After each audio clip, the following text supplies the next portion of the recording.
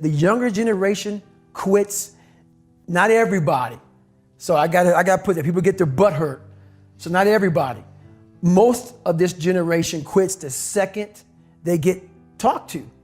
You did this wrong, or they get yelled at. It's so easy to be great nowadays because everybody else most people are weak. This is a softened generation. So if you have any mental toughness, any ability, if you have any fraction of self-discipline, the ability to not want to do it, but still do it. People have a hard thing understand. I hate to run.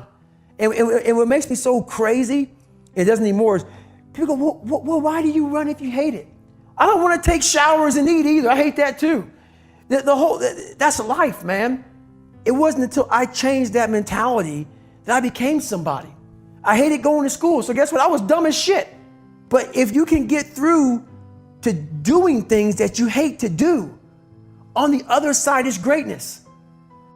That's what people don't understand. By me running, I am callous in my mind. I'm not training for a race. I'm training for life. I'm training for the time when I get that 2 o'clock in the morning call that my mom is dead or something happens tragic in life. I don't fall apart. I'm training my mind and my body and my spirit so it's all one, so I can handle what life is going to throw at me, because the life I've lived, it throws a whole bunch at you. And if you're not physically and mentally prepared for that, you're just going to crumble and you're good for nobody. So long story short, what I realized was no one was here to help me. And the feeling I had every morning, I started shaving my head when I was 16 years old. And the feeling I had every morning when I looked in the mirror was horrible. And I didn't want to feel like that anymore. And how I felt was a kid going nowhere, a kid that was scared. And most kids will accept that and look for help. But the best thing that happened to me, no one helped me. No one felt sorry for me. No one looked at me and said, like this day and age, they'll take you in and they'll tell everybody, stop picking on this person. Back then, they didn't care. The KKK marched in our 4th of July parades. They had to stay 100 yards back, but they marched in it. That's how this town was. And my mom cared about me, but my dad took our soul. And she did the best she could. I had to figure out I wasn't going to be a punk kid all my life. So the only way I could turn around was to suffer.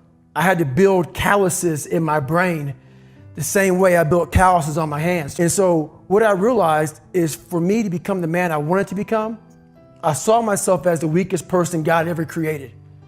But I never blamed God for anything he did to me. So I wanted to change that to be the hardest man ever created. Am I that? I don't know, but you had to have a goal. And my goal when I was sitting there, not going to school, being bullied, having no self-esteem, my goal was the only person that's gonna turn this person around is me. And the only way I can turn it around is put myself through the worst things possible a human being can ever endure. And that'd be the only way that I can build this brain to handle anything that comes in front of it, callousing my mind through pain and suffering. Every day, we're seeing who we are as people. When I was growing up, I lied for people to accept me because I didn't accept myself. So I would make up stories so then you would accept me into your world. Everything I did was for someone else to like me. It wasn't until I started reading my own book about how pathetic I was as a human being. I can blame my dad, I can blame kids at school, I can blame having health issues, ADD, my mom not being around. Great mom, but she was doing her thing. I could blame a lot of people, and that's the book I was reading. And I put it off on everybody else. It wasn't until I said, you know what? For me to fix this, I gotta read what the fuck is wrong with David Goggins? Not blame anybody. Read my book and say, okay, I'm afraid of my shadow. How can I overcome that? Go in the military, get your ass kicked, do things you hate to do, be uncomfortable every fucking day of your life. Roger that. I'm not the smartest kid in the world. Okay. Instead of somebody saying, oh no, you're smart. No, don't say that to yourself. I said to myself, no, I'm a dumb motherfucker. Okay, roger that. How you get smarter? Educate yourself. So the things that we run from the truth. We're running from the truth, man.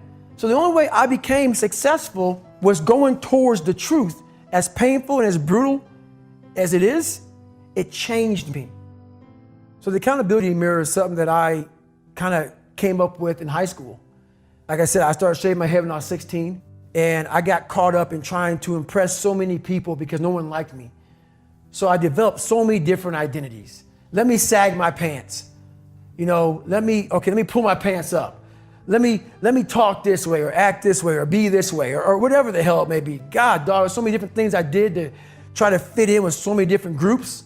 When you look in the mirror, that's the one person you can't lie to. So every morning I would shave my head thinking, God, I'll reflect back on some of the lies I may have told somebody or some of the ways I acted that I didn't feel comfortable doing. And I did it to impress other normal people. The key word there is normal, everyday people. I was trying to make other people like me. How pathetic is that? So this mirror would always tell me, my reflection would say, God, you are a pathetic man. How does that feel every day to be this way? So I would just start having myself accountable. How did I attack today? How did I attack yesterday? And if I didn't do something I was proud of, I would write down a sticky note and I would fix it. I believe that most human beings are only living at about 40% of their capability. The mind has a governor, like a car. If you're driving a car and the car has a governor on it, the car may say 130 miles an hour, but the governor's set for 91. The car wants to go. The car wants to go, but that fucking factory said, we're not going past 91. We have a factory, a nice governor in our brain, and it's a survival mechanism. It protects us from pain and suffering. The second we feel that shit, our mind says, oh no, this isn't fun. We should back off. We should sit down, find something more comfortable. And there's something about the mind. The mind has the tactical advantage over you. At all times of your life, the mind has a tactical advantage over you. Why is that? It knows what you're afraid of. It knows your insecurities. It knows your deep, dark lies. And it starts to push you away from that shit. It pushes you in a direction that is comfortable. The mind controls everything. So what I realized was that when I was growing up and I was 300 pounds and I got all fat and I got all insecure, I realized that my mind kept taking me in this direction. When things got uncomfortable for me, when I was facing my insecurities, I was facing my fears, my mind said, oh no, we have the tactical advantage. We need to get you, separate you from this feeling over here. Life's all about feelings. We want the happy feeling. We don't want that feeling of this sucks. Why am I here? And you don't have any, so you can't answer those questions, so you leave. I started realizing that if in that moment you can answer those fucked up questions and you are now in charge of your brain versus your brain ruling you, that's where all that stuff comes from. So the 40% rule is all of that. You get to 40%, your brain says, we're done. Let's roll, man. This is starting to get painful. This is uncomfortable. So you sit down. We all have these things about 5 steps to this and 4 steps to this. It's a lot more than that. That's all bullshit. It's a practice that you have to, it's a habit. So if you know that at 40%, I'm feeling pain. At 40%, I'm feeling pain. That's where the 40% rule kicks in.